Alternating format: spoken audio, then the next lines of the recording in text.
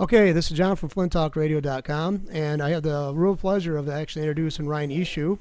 How's it going, Ryan? Good morning. How are you? Anyway, hey, it's like you're going to be launching your new show.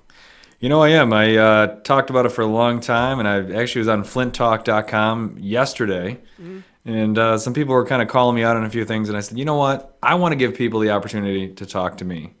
I want to get people to actually talk to me about the issues they have with me. So I've decided to come on a weekly basis, talk to the people of Flint, and talk about the issues that really, really matter. I want to bring back the vehicle where people are actually able to talk about things that are important to them. We lost the Flint Journal. We're down to 3 days a week. That media has really lost its impact on the area. I feel we need to bring that media back, get people in here, talk about what's happening in Flint, what's positive in Flint, and give the public an opportunity to speak and let people be heard. No, it's like now you're going to do it on this weekly basis, correct? That's correct. And you want to tell people when your tentative time is that Yeah, so far we have it booked up for Wednesdays between 4:30 and 5:30 p.m. every week. And you're going to bring in also your intention is bringing other guests in. That's correct. Yep. And also invite your critics in too. We are. I actually Lake Woman on FlintTalk.com and Rapunzel. I'm inviting them to come in and talk to me, and then I want to hear what they have to say. I mean, they talk on there behind the handles. Let's bring them into the studio.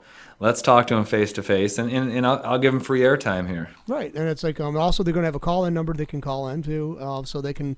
I think you're going to have a lot of reluctance on people's behalf to come in and actually, because they like to hide behind those monikers they give themselves. But I think it'd be a good thing for you to get at least extend it to them, and you can always write their recent criticism. You have it printed out, and you come in here, or you can pull it up on. We have a laptop. You can pull that out and look at draw up Flint Talk, the sister site to this place, and see what they have to say about you and read what their comments are towards you if they don't want to come in here. And I'm a very easy guy, very easy to get along with, and I think that it's a common misconceptions that people have, and I want to work with these people. I want these people to be partners in renovating Flint and getting Flint back on the road to prosperity. Now it's like now how long have you been a real estate agent in the city of Flint? I've been a real estate agent since 1998. And it's like, and that was pretty how many years after getting out of high school? You were pretty much right out. That was right out of high school. So that's like and now I was always surprised at the amount of people that knew you. I met you about 3 years ago. I think it was three and a half years ago. Yep. And I was always surprised that a person that young already had so much recognition and also seemed like you might have been respect, but a begrudging respect in some instances, but it kind of respected you. I mean. Now, give a little bit about yourself, man. I think that'd be a good introduction for the show. It's like a little bit about your background and your, people who read Flint Talk know that you like Michael Moore's movies. I'm a big Michael Moore fan. I guess I'm a self-described Flint Michael Moore buff, if you could say. And I was born in Flint, kind of like Michael Moore was, like same hospital Michael Moore was, and then my parents took me to Davison at an early age. Graduated from Davison High School, and then I actually moved back to the city of Flint, bought my first house downtown Flint because I was dedicated to the area. I want to be a part of improving this community. And I bought my house. Every time I sold a house in real estate, I would do improvements to the property, roof, windows, renovate it. So finally, actually, we took a house that was a 3-unit drug house and made it into a single-family residential home, which today, if you drive by it, you'd be very impressed by. And ever since then, I've dedicated myself to the city. People say, why are you here? If you can do this good in real estate, you could be anywhere that you wanted to be in the country. I'm here because I love Flint. I love the history of Flint. And I see what Flint can be. I know where we've been. I know where we're going. And I truly believe that with all the positives that are going on in this community right now, you have a new mayor who's very, very energetic. You have some new city council people that are in there and are on their way in there. And you have the grassroots efforts. You have people in the community that are just out there every day doing the things necessary, cleaning up side lots. They're mowing lawns that don't belong to them. They're blogging about Flint and the positive things about Flint. They're out there volunteering their time and they're bringing stuff to Flint that we haven't had in many, many years. And we got artists back in Flint. I mean, Flint is a thriving artist community. We got a very good horticultural program here. People want to see, green. They want green everything. So that's encouraging. We got the areas that the demolitions are happening or the renovations are happening. That's positive. Parks are being cleaned up. Downtown Flint, there's so much happening downtown as well. We always talk about downtown Flint, but we don't talk about all the positives that are happening in the outlying communities, such as the neighborhoods and the different sides of the city. So, I'm here, I'm dedicated to the city, and I want to share that with people. I want to share my excitement and my passion with everybody out there, and I want their passion. I want us to piggyback off that and make Flint a better place. No, see, no, you also you've been involved, like you said, in selling properties and stuff like that. Some would say, probably some critics would say you have a vested interest in see the revitalization of Flint. I would think from talking from you, that's like you'd readily admit that you do have a vested interest in it because you've all not only put money into the house that you were talking about, but you also put a lot of there's an emotional, attachment to Flint that I've gathered from talking to you that you have a real strong emotional commitment to here to Flint, Michigan. So, is that correct? Would you say? Oh yeah, definitely. I mean, I think that. Anybody that comes from this area and you read about the people, you read about Billy Durant, J. Dallas Store, and even people that didn't get the publicity and the fame as those two did. Charles Stewart Mott, you got the Ballinger family, just to name a couple others. Those are people that busted their butts and made something of themselves. And I believe, and I'll tell you this, John, I believe today, on September 28, 2009, at approximately 5 p.m. in the afternoon, that there's just as much opportunity in Flint, Michigan as there was when Billy Durant was here.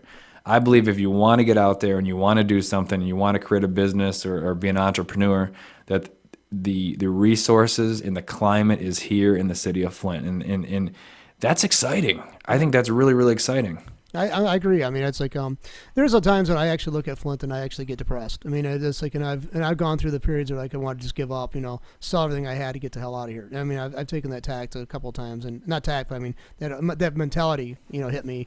But I had to fight against it because my family's been here for a bloody long time. I mean, I don't even know how long. I keep on going further and further back, and I find out we're further and further back. So, but no, I like the fact that you're actually a young person, committed. And I'm 46, so to me, you're still relatively young. 46 is young. 46 is the new 36. I'd like to believe that, but when you get up, it's like when you get to 46, you say, God, what you would do is you're going to actually hit yourself with what you could have done. Now, not you. I think you probably have a lot less than that, maybe a lot of people, because you've been active right from the gate. You got out of the gate from high school. Seems like you were real busy from the get, So, but I mean, I did drag my feet. I made a lot of false starts on a lot of things, and it seems like you. I don't know you that well, but it seems like you avoided that. What I tell people is, Flint's like a marriage. You're gonna have some good times, some bad times. You're gonna see stuff that looks good. You're gonna see some stuff that looks bad. Yeah. And overall, you love it. You love that person that you're with, and the same goes with the city of Flint. I mean. Yeah, you can find 10 negative things about the city of Flint, and I can find 10 negative things about the city of Chicago. Mm-hmm. Yeah, I love Chicago, actually. Go there a lot. But Flint has hundreds of beautiful things in it, and hundreds of people, thousands of people that are just so dedicated. That's inspiring. That's inspiring to see the people that I see on a daily, weekly basis that they don't give up. They're resilient. And that's the story that doesn't get told here in Flint. People don't see the story of the 90-year-old woman who's volunteering picking up papers on the east side of Flint. They don't see in the north end where people are able to, clean up different blocks. They don't own anything. Mm-hmm. They're renting, and they're actually cleaning up blocks and blocks of property that don't even belong to them. Right. But they care. They want their neighborhood to look good. And I think that's what's really, really important. And I think the other thing that's important that we miss out is that when we talk about the negative things that are out there, we always talk about, oh, this street's run down, this house is going to hell. We don't focus on the positives. We don't focus on the amazing people. We don't focus on the amazing educational system, the amazing healthcare system. We don't focus on those things, and I think we really need to focus on those things. And if we're going to, excuse my language, if we're going to bitch about things in the city of Flint, let's at least have a plan to get back on the right track. If we're going to complain about the schools, let's say to the schools, let's say, you know what? Here's what my problem with the Flint Community Schools is, but you know what? Here's my ideas that are going to improve that. Because there's nothing worse than a Monday morning quarterback that's going to complain about something and not say, you know, they're going to complain about it, but they're not going to say what their solutions or what their ideas are. And I think that's what we need to do. We need to stop criticizing people. We need to stop tearing people down, tearing people apart, and we actually need to come together as a community and say, you know what, we're not always going to agree, but we're always going to disagree, but we're always going to respect each other. No, you just have you had that sound you heard, by the way, was a joiner person that came in, and you have poker tips coming in, and he said he or she said it's totally true what you're saying. I think they're making reference to. You have the ability to do also. You can say hi to poker tips. Hello, poker tips. And also, is it tips or TIPS? TIPZ. Tips. Okay. Tips, yeah. Okay. So anyway, it's TPZ. They all sound the same. So yeah. So anyway, he said hiya, or she. The poker tip said hiya. I don't know if it's male or female. From the obviously from the name, it's kind of neutral there. Sure. Thanks for tuning in. We appreciate it. This is the inaugural show for Ryan, by the way. So he's gonna be Eashoo on the issues, and he's it's male. So he just typed in male. So okay, thank you there. We're glad. So it's not a T. We're okay. We got that straight. Yeah. So anyway, so you're going to be doing it on a weekly basis. You're going to try to bring in as many things as people as possible, correct? That's correct. You know, this show, we've talked about it a lot, and I had kind of like a committee of people that wanted to see me do this, and I said, okay, I'll do it. And we're going to take all facets of Flint and bring it together. I mean, we're going to take all 9 wards and bring it into the show. We're going to take, and it's kind of like cable television. I mean, we're going to take all the media people, whether you like them, you love them, or you hate them, the Glenn Becks and the Lou Dobbs and the Wolf Blitzers and the O'Reillys, and we're going to bring it into one, because we don't care if I don't agree with you. I don't care if we have the same beliefs, but you know what I care about? I care about the city of Flint. And I think that's one common goal that all of us can come to the table and talk about. We can talk about that we love Flint, we care about Flint, we want a safe community for our kids, for our families. We want safe neighborhoods that we can live in. We want good schools. And that's the other thing that just pisses me off, is that I went to Davison High School and I got an A+ quality education. I did. And I'm very blessed to have that. But you know what? The people in Flint community schools, they deserve the same education that I received. And I, you know what? I seen a parade about 2 weeks ago. Flint community schools, still the best choice. Who are they trying to kid? Right. Who are you trying to kid? You're still the best choice since when? I'm all for marketing, but let's not lie. Let's not act like that we are the only choice. We're the best choice. You're not the best choice. And that's sad, but I mean it's the truth. I'm glad you said that, because I don't want people to think, and I don't think you want people to think that it's going to be watching the show. You're just going to be doing fluff pieces. You're not just going to try to bring in stuff that's going to be easy to listen to and feeding to the the positivist out there. I mean, there's some real negative things that I think you're going to be looking at, and I think that's a great thing to do. And we're going to talk about the negative things, but it's important. We're going to talk about the negative things and the positive things. We're going to emphasize on the positive things. And we're also going to talk about the negative things. We're going to say, what the heck can we do to improve the situation? What can we do about this? And then we're going to take it to our elected officials, and we're going to say that to them, here's the issue, here's the problem, but guess what? We're not one of those people that are going to simply complain to you. Here's a solution too. Here's what we think that you can do to help us. And we're going to hold them accountable. And I am very excited about what's happening in Flint, to be honest with you. We're in a national depression right now across the country. The economy is terrible, unemployment rate's high, and we have thousands of positive things happen in the city. And I think that's something we need to really emphasize. And I want to be the microphone. I want to be the avenue that we can get this out to people. I want people to call in with their questions. I'll answer them. I don't care what the question is. I want people to come to what I call the hot seat next to me, and I want to talk to them. I want to ask them questions. We're not going to give them fluff. We're not going to just let them sit there.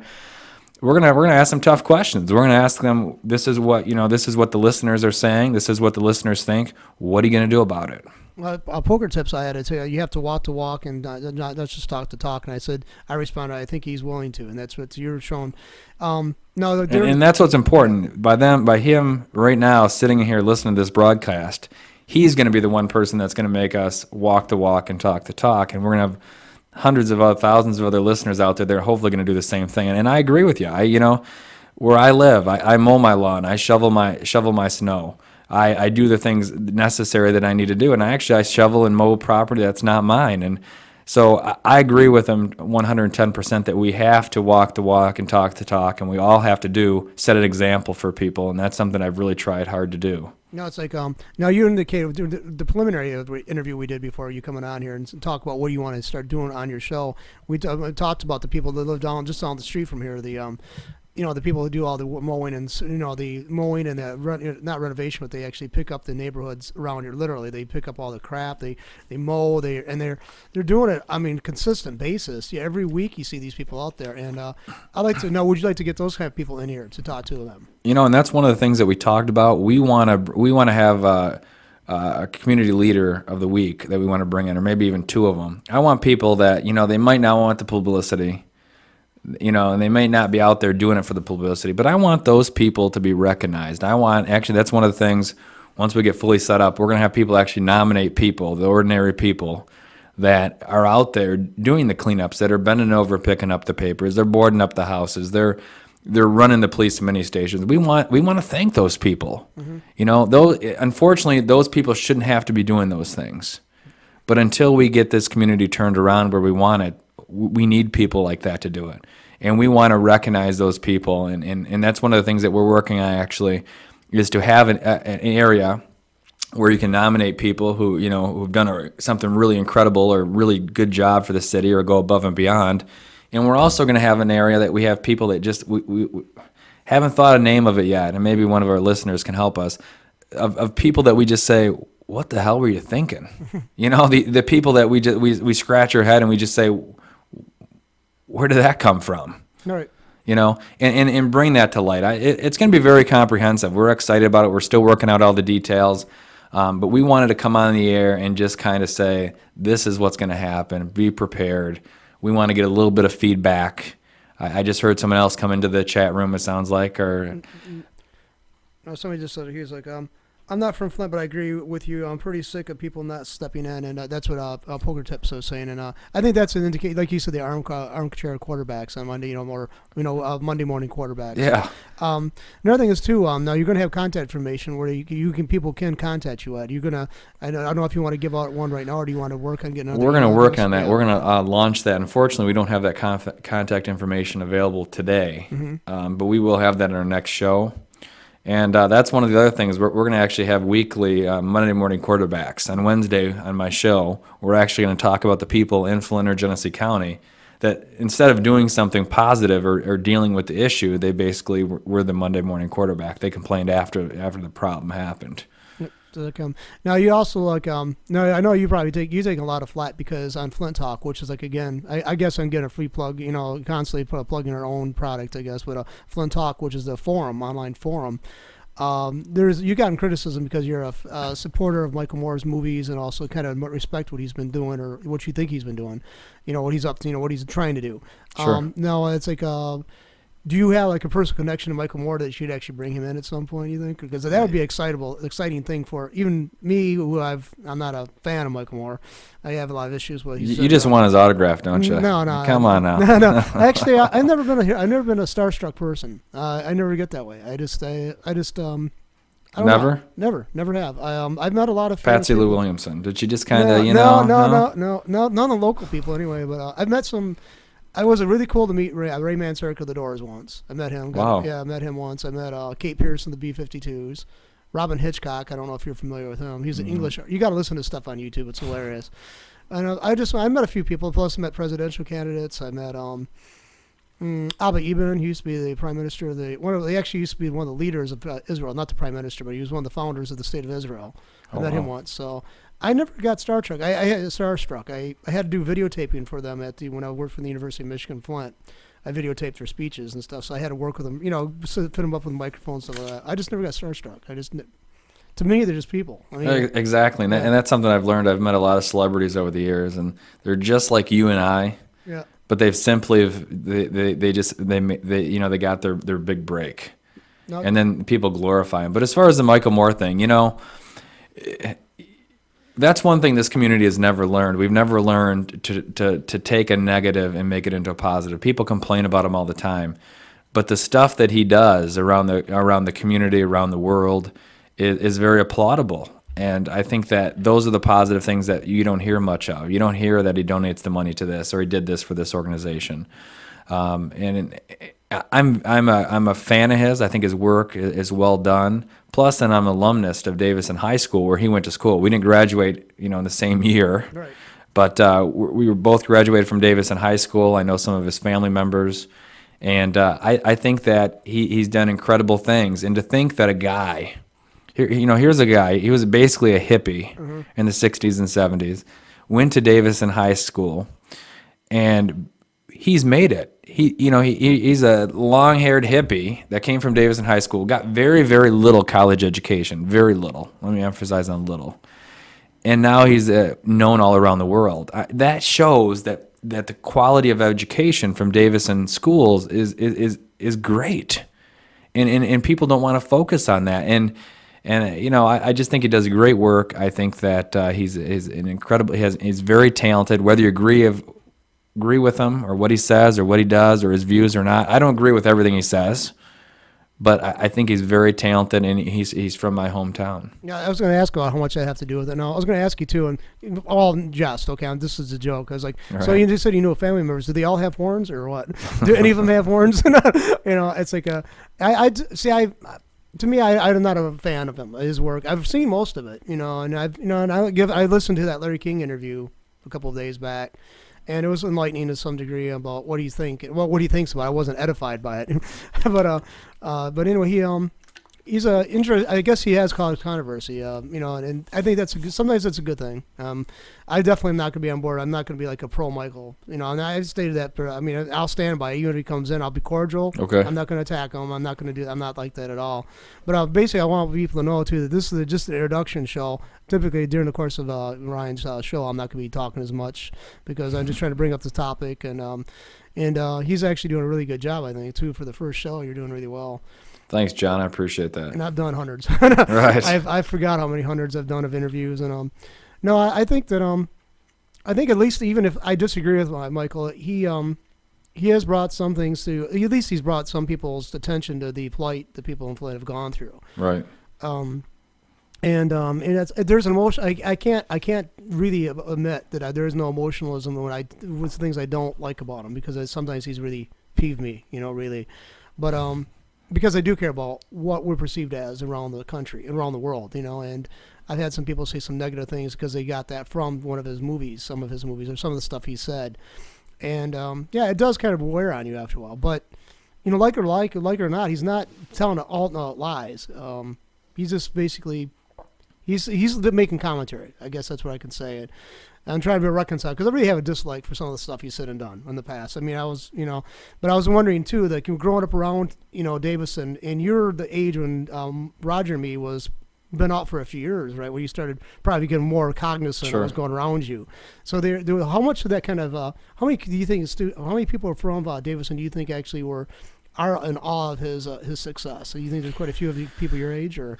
I think that people, younger generations, the 20, 30-somethings, I think they really, but then again, you got different theology, you got people that believe in different things, but a lot of people that I talk to, they love or hate him. Mm-hmm. And a lot of people from Davison, they like him. They can't believe that a guy that's, on CNN talking to Larry King is from Davison. I mean, you just don't see that a lot. Let's see, I guess to his credit, he has a foot in each, city. I mean, he claims Flint is his hometown in many ways, but he also acknowledges Davison as a place he's grown up at. And I think from what he's gathered, from what I've heard him just recently say, that he was so influenced by Flint because of growing up around the shadow of Flint. And I think that's a lot of suburbanites kind of put that to the side. They want to, they were, even when growing up when I did, I grew up in the 70s, they were kind of like, yeah, that's Flint. That's a dirty place. But their dad or mom were driving into one of the Flint plants every day to make their living. And they wouldn't have squat if it wasn't for the Flint people, the Flint area, and the people who lived in Flint, who were born and raised in Flint, creating these shops, these factories that they were working in. Right. And to be honest, a lot of times when people ask me, before I moved back as a teenager, where do you live? I said Flint. Right. Because no one knew where Davison or, Elba Township was, So I think a lot of people in Genesee County say Flint because that's the most recognizable city that is in Genesee County. I mean, if you tell people if you're from Clio, they're gonna be like, where? You know, I mean, Flint. Pretty much everyone knows Flint is on the map, and you know, the good, the bad, the ugly. I think that obviously. That's what we want to talk about. We want to learn to disagree. We want to learn to respect each other, and that's one of the things that made me do this show was the fact that, you know, I'm on flinttalk.com, and people would just lambast me or send me these messages to me and say, oh, you know, you like Michael Moore. Oh, you're, you know, I mean, you can go on to flinttalk.com and see what some of the people have said about me, and it's like, what's your name? You know, where are you from? You know, and their name is Burton Boy. You know, Burton Boy is talking about me. Well, you know, everything I post down there, I post with my name. So if you like it, if you don't like it, you're gonna, you know, what comes from me. And I just think people, you know, if you're gonna say something, have the balls to back it up. You know, let's talk about, you know, who you are. Let's talk about, if you're gonna make the comment, back up the comment. No, so that's gutsy. You know, besides, that could actually hurt you. You know, some people might take this, you know, out on you by not giving a listing to you or something like that, or discouraging friends and family members for giving you a listing because, you know, you're sticking your neck out. You're sticking your neck out here. Oh, I mean, yeah. In case you didn't know that, Ryan, you're sticking your neck out here a little bit, you know. Everything that I've always done, I was brought up that a couple things. Number one, you do what's right and you do what you believe in. And if I believe in something, I'm gonna go to the end of the earth to make sure I stand up for what I believe in, and no one's gonna make me not believe what I believe in. And I think that's important. And the other thing that I was brought up to learn is you respect everybody. You know, we're not going to always agree on stuff, but I respect you. You know, I mean, you said you're not a huge Michael Moore fan. No. That's okay. You're still my friend. Right. I think you're a good guy, you know. Well, just the thing is that, you know, I seen Michael Moore. You know, I remember his newspapers, and there's a lot of stuff too. Actually, though, surprisingly, I had one of my student workers when I worked at U of M for the newsletters that he was doing, you know, on email. He emailed me to my account, and I'd read some of the stuff, and there's some things I'm in agreement with, and some of the stuff that he said on the Larry King show, you know, the Larry King Live a few nights ago, I agree with. I mean, I don't like the bailouts. I don't like that because I'm a true capitalist. I don't think that represents capitalism. I'm a true capitalist. I mean, a true capitalist basically says if you don't have what it takes, you fail. Right. And this government bailouts to me is more akin to socialism or Keynesian idea of involvement of government in business, and I've always detested that. I always warn people about it because I think it's actually a detriment to the whole country, to freedom and everything else, and to the economic system. And we just, you know, time will tell on this. You know, these bailouts, if they prove to be worthy or you know, or successful. You know, I don't think they're going to be successful, unfortunately. But well, I agree with you, and I think the whole bailout situation is just basically. I think it's the government covering their asses, to be honest with you. I mean, they've created these policies that have allowed pensions to be underfunded. And when these companies go out, you know, they go bankrupt or they spend the money or they cook the books, the money's gone. These workers that have worked 30 years to be able to get to the golden years, or that's what they tell us is the golden years, you know, it's golden for the people that stole the money, is gone. And if the government just lets these companies fail, the people are going to revolt because this is their money, and the government has made the policies that's enabled these corporations and paid these politicians to steal their money. And I think that's why the government did it is to cover their butts on that. And I with you, I believe that's wrong. I mean, you know, it's a capitalist society. You work hard, your company thrives, you do a good job, you'll thrive. If you screw up, you know, you're out of business. I mean, that's what, you know, that's like the mom and pop shops in Flint. You know, all the places that used to flourish in downtown Flint, they didn't get a bailout. You know, they lost because the Genesee Valley Mall opened up and it became the new trend to move to the valley. Right. You know? There's a guy who, you know, Poker Tips wrote this, and I have a time with him. Yeah, it's a bunch of bull because some people a year ago, I think, they still gave raises when they used the bailout money out, you know, bailout money. And he's right there. I mean, there's still these CEOs and stuff like that got rewarded for running the company into the ground. Right. And so, I mean, I have no issues. I mean, I'm not like Michael Moore, want to denounce the whole thing of capitalism. I mean, I think capitalism's got a great deal of benefits. It's imperfect. But I don't want to go the route of socialism because my mom's family comes from Hungary. and not Are they still hungry? they're still hungry. Well, they are. See, Hungary actually enjoyed a lot more benefit of an economic system that was actually better than the rest of the former Soviet states, because they rebelled in '56, and for some reason the Soviet government kind of least give up, like stepped off their necks a little bit, and they developed kind of a free market system surreptitiously. And but it was a horrific society to live in by our standards. And they came over in the early 1900s, and they had relatives still there. They were caught during the two wars, and also the Second World War, at the end of which was when the Soviets took over. So I mean, Michael Moore during the Sicko, he did that movie. He talked about the Cuban healthcare system, which basically that was the one. The one he highlighted was the one where the officials for the Cuban government were allowed to go to, not the average person. And that's what I have issue with. I have friends that know all this stuff, and they pointed out during different shows they did on that. They saw the movie Sicko, and they showed where he had some real serious. Yeah, he kind of played fast and loose with the facts quite a bit, but like I said, I think I would welcome him in the studio. I mean, I definitely would, because he is a controversial figure. I mean, let's face it, I'm a capitalist. I like to see anybody come into the studio that's going to bring more notoriety to the studio and to what we're doing and to what you're doing. Sure. So if you actually have a connection where you can maybe get a phone call coming in from him, I'd just say really encourage him to do that, because I don't hate him. I just a lot of times I don't understand what he's aiming at. Maybe I'm not. I don't understand his humor or something like that. I'd be the first one to. But I know that a lot of facts he's laying out there are not truly facts. That's well, maybe if we get you guys in the room and do a little show together, and then I send you over to the Old Country Buffet for lunch. Yeah. Maybe you guys can work out your differences. Maybe I can convert you to be a Michael Moore fan. Yeah, I'll see. I mean, I will definitely welcome. Let's face it. Like I think I said when somebody wrote there, like basically, get the movie in here. Right. Get the movie in the town. Put it in get it. And he made that point too about one of the movies he made about Flint doesn't actually have a theater to show the movies in. And let's face it. Nobody actually. It didn't dawn on me until. That was one point I had it kind of escaped me that I looked around and said, well, they got okay, that's out in Burton. Yeah, they got. No, that's in Flint Township. There is no actual theaters that show movies in the city of Flint. There is no movie theaters in the city of Flint. Right. And it's like actually now the one at Showcase, the East is gone now. The one Showcase, the theater that was in the Cortland Center is closed up. That's sad. On the eastern corridor of the county, we don't have no place to go watch movies. You have to go to the west side. It's capitalism, baby. It's capitalism. But now, my dad growing up here, they actually had two in the neighborhood right here on the east side of Flint. They had two right down there on Broadway Street and one on Lewis Street. They had two theaters within 2 blocks of each other.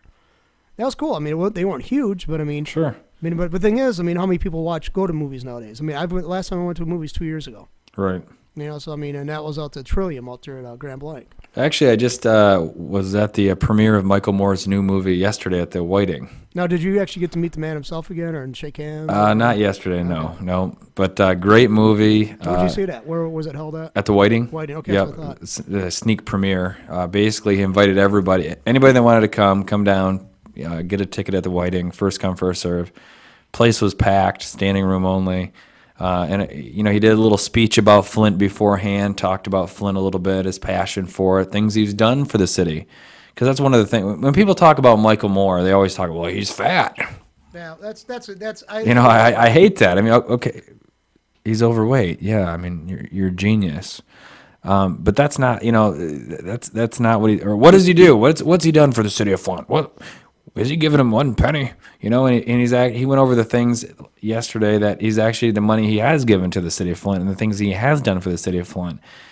And and we're going to talk about this much more on the show. We're going to have maybe a Michael Moore day where we just simply talk about Michael Moore and the city of Flint and what people think. And just I want to hear both views. I want to hear people that agree with me, and I want to hear people that don't agree with me. I think you're going to have a real good show because you have. Let's face it. I was impressed when I first met you. I told people I was going to meet you at this. We remember that I think it was for the candidates, candidates over at the lunch studio. And people, I know him. Oh yeah, I heard he does really your top sales and stuff like that for real estate in this area. And then here you were, this is 3-4 years ago, and you're much young, by a consideration for a business person, you're a very young person, and you're doing really quite well for yourself. And thank you. And that's like so I have to respect that. You have the goal-gettingness, the stick-to-itiveness, and actually it had a lot of challenges to work in this area in the real estate. You got to probably sell a lot of houses to make as much as people do, where the market actually, where the houses are actually a higher price, and you can get a better price for them. You know you do, and that's one of the things I struggle with. Do I do a real estate show? Do I do a show we can talk about Flint and Genesee County? And I do quite well at real estate. Been top sales since '02. And the reason for that is I get out there, I get up in the morning, and I go and I bust my ass. To be blunt, I mean, I hope nobody's offended out there by some of my language here, but I go out there, I bust my ass, I knock on doors, I make phone calls, I shake hands, I do the things that I have to do to make a living, and I give everyone an honest answer. I always tell them, this is what your home is worth. This is what you're thinking. You need to paint this wall over here. You got 8 cats. Got to get rid of them here. Just too many cats in the house. And I don't sugarcoat anything when I do that, because that's not the way to sell a house. And a lot of times when people get in the real estate business, it's all about what people can put in their pocket. So if a guy's interviewing 3 realtors to list his house, and one guy says 100, one guy says 120, and one guy says 150, well, believe it or not, most sellers will pick the guy that says 150, because these are real estate professionals. These are 3 people that are real estate agents. Well, you don't do your client justice when you tell them your house is worth more than it is. So I go in there and I say, you know what? Here's how I look at things. You're not giving it away at this price, but you're not, pricing it so high it's going to sit for another 6 months to a year. Here's the fair market value, and it works. And I went through 2 or 3 years ago, I went through this thing where I said, do I want to stay in Flint? And I said, no, I do, because I love Flint. And then I said, well, but Flint doesn't have all the cultural things I like to do. But no, it could, and I had this like inner struggle with myself. And at that point, I decided, you know what, I'm staying here. I love the city of Flint. This is where all my family's at. This is where my family was raised. This is where my grandpa and uncles that worked for the General Motors, that they worked for the city of Flint. And I want to be a part of this positive redevelopment of this great city. And anybody can do it. And it doesn't matter where you live. I tell people, even if you don't live in the city of Flint, we want you to help bring back our city. We want you to come and volunteer. We want you to give us your input. I hear a lot of people in the city complain, well, I read the Flint Talk, and somebody from Grand Blanc told us people in Flint what we should do. Well, that's their opinion, and they have disposable dollars that they could drive to the city of Flint, and they couldn't go to a movie theater, but of course, but they could go eat or go shopping, or they could buy an investment house, or they could open a business, or send their kids to college, or go to one of our hospitals here in the city limits, rather than somewhere else. So I think we need to be very open-minded about things, not take things so personally, but also be realistic. I tell people I'm an optimist realist, because I'm very optimistic about things, but I'm also a realist, where I can tell you, you know what, even though I hope it's going to be this, it's probably going to be this. And that's what we want to do in this show. We want to straight talk. We want to get to the facts. We want people to talk about things. We're not going to censor people. I mean, we want to keep it clean and free of libel and slander and stuff. But we want to know what people think. And if you don't agree with me, I don't care. We want to hear what you have to say, because a lot of times life's about compromises. And if we can take what I think and what these other people think and bring it together, we may come up with a solution that will improve the life in the city. Well, so even a critic, a lot of times, is going to give you the honest, the appraisal of what they're thinking. If they're thinking it, there's probably a lot of other people, a lot of time, that are thinking the same way. The city here, basically, you can't hear people always just, blowing smoke up people's skirts or whatever. You're going to have to hear some stuff that's probably unsettling. That's going to be pissing you off. Sure. Maybe it's something as a parent. It's like you're trying to overlook it, but that's the first thing the person sees, and the newer person, the interloper, the outsider, they're going to see that, and that's what you have to worry about. You have to worry about impressions, because that's what it's. And that's a selling point of a city. That's a selling point as you as an individual. Sure. As first impressions. And you brought up another point. Well, what if you say something? Are people going to be mad and not use you in real estate? I learned something a couple, 2, 3, 4 years ago that, I don't really care. I'm going to be me. What you see is what you're going to get. And I'm going to work hard at being the best realtor and the best Ryan Eashoo I can be. That's my number one goal. Well, even though I look at it this way, if I was selling a house, I'd want somebody who had notoriety because a lot of times, like I know if you go to a restaurant, a lot of times you got wait staff that's really outstanding, friendly. Maybe you got a few girls that are real flirty.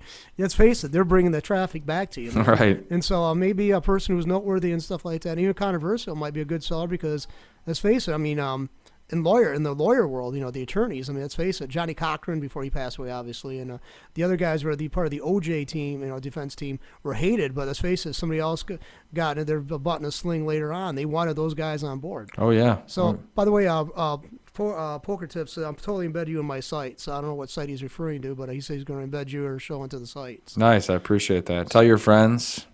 Every Wednesday between 4:30 and 5:30, we'll be here. Okay. So anyway, so is there anything else you want to say for the day, or you just want to give a call out to make people notice what's going to be? Yeah, I just wanted to put the word out there that this is what we're doing, and we want people to come, and we want Lake Woman and all the others on flinttalk.com to come on and call in or send us your emails. Or next Wednesday between 4:30 and 5:30, they can sit right next to me and talk to me face to face. We won't even use their name. Just I want a warm body. Come here. Mm-hmm. So another thing is we could also keep them out of the camera shot. They just want to be heard.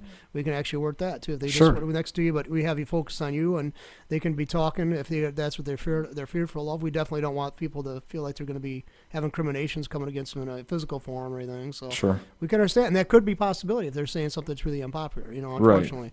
Some people are not so cordial to other people's opinions. So. Right, and I guess the main thing here is let's just talk. Let's as a community, let's come together and talk about things, and let's have dialogue. That's my number one goal. It may not be the most exciting show, but it's going to be people that care about Flint, that care about the issues in this city, talking, not yelling, not screaming, talking, coming up with solutions. What we're going to do. And that's what you're going to see here. And we're going to be honest. We're not going to sugarcoat anything. Like I told you, I seen that parade, that the banner on side of the float said Flint School is still the best choice. That's bull. Yeah. I sell houses throughout this whole city. I'll make this quick. Nobody tells me they don't want to live in Flint because the politicians.